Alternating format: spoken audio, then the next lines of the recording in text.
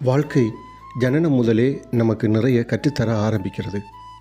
படிக்க மனமில்லாமல் பள்ளி செல்லும் மாணவன் போல நம்மில் அதிகம் பேர் அதை ஒழுங்காக படிக்க தவறிவிடுகிறோம். படித்து பாஸாகும் வரை நாம் திரும்ப திரும்ப ஒரே பாடத்தை பல முறை படிக்க நேரிடுகிறது. நாம் சலித்து கொள்கிறோமே ஒழிய அப்போதும் படித்து தேற முயல்வதில்லை. என்ன உபத்திரவம் என்று சலித்து கொள்கிறோமே ஒழிய அப்போதும் ஒரு உண்மையை நாம் உணர்வதில்லை. படிப்பினைகளை கற்றுக்கொள்ளும் வரை வரலாறு மட்டுமல்ல, வாழ்க்கையும் தான் திரும்ப திரும்ப ஒரேவித அனுபவத்தை தந்து கொண்டே இருக்கிறது. ஜனனத்தில் ஆரம்பித்து மரணம் வரை கிடைக்கும் பாடங்களை யார் விரைவாக கற்றுத் தேறுகிறானோ அவனே வெற்றி வாகை சூடுகிறான். அவனே கால மணலில் தன் காலடி தடத்தை நிரந்தரமாக விட்டுச் செல்கிறான்.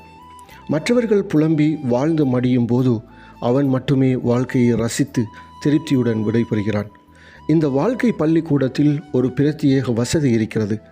நாம் அடுத்தவர் பாடத்தையும் படித்து தேர்ந்து விடலாம்.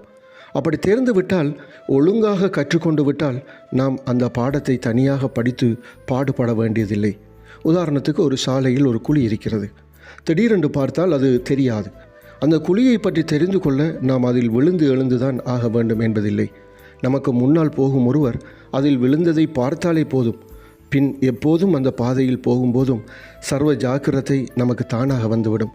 இந்த பாதையில் இந்த இடத்தில் ஒரு அபாயமான குழி இருக்கிறது, கவனமாக போக வேண்டும் என்ற பாடம் தானாக மனதில் பதிந்துவிடும். இனி எந்த நாளும் அந்த குழி நமக்கு பிரச்சனை அல்ல.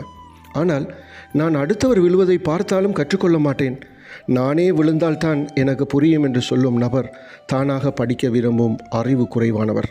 அவர் விழுந்து எழுந்துதான் கஷ்டப்பட வேண்டும்.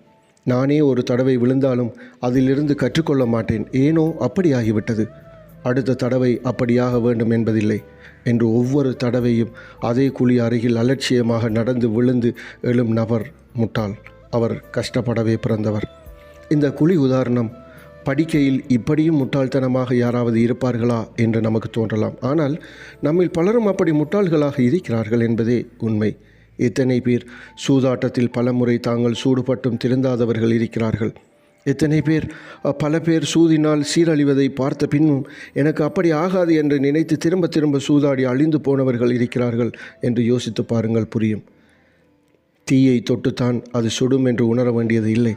அதை தொட்டு சுட்டு கொண்டவர்களை பார்த்ததும் நாம் உணர்ந்து கொள்ள முடியும். அப்படி படிப்பதுதான் புத்திசாலித்தனம்.